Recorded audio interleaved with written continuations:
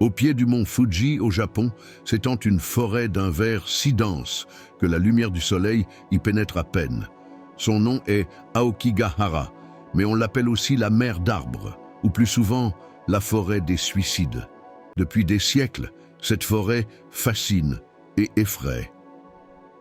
Les anciennes croyances shintoïstes affirment qu'elle abrite des yurei, les esprits de ceux qui sont morts avec colère, douleur ou remords. Ces âmes, incapables de trouver la paix, erreraient entre les arbres, attirant les vivants qui s'y aventurent trop loin. Les premiers récits remontent au Moyen-Âge japonais. À l'époque de la famine, on disait que certaines familles abandonnaient leurs anciens dans la forêt, faute de nourriture. On appelait cela ubasut, laisser sa grand-mère mourir dans la montagne.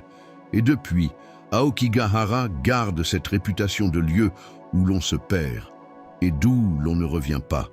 Les randonneurs racontent un silence surnaturel.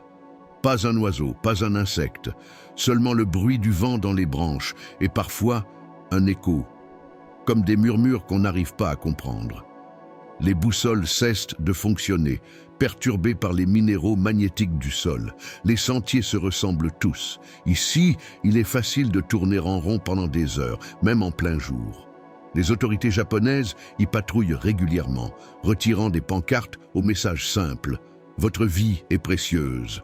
Pensez à votre famille ». Malgré cela, chaque année, des dizaines de personnes s'y rendent pour ne plus revenir. Mais ceux qui en sortent vivants racontent souvent la même chose. Une sensation d'être observé, suivi, parfois même appelé par une voix familière.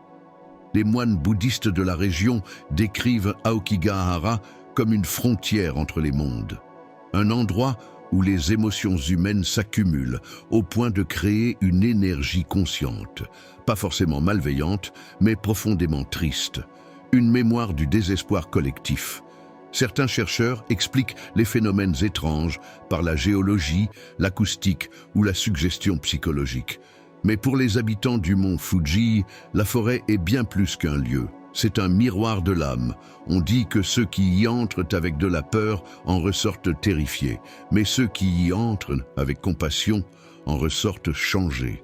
Parce que Aokigahara ne juge pas, elle révèle.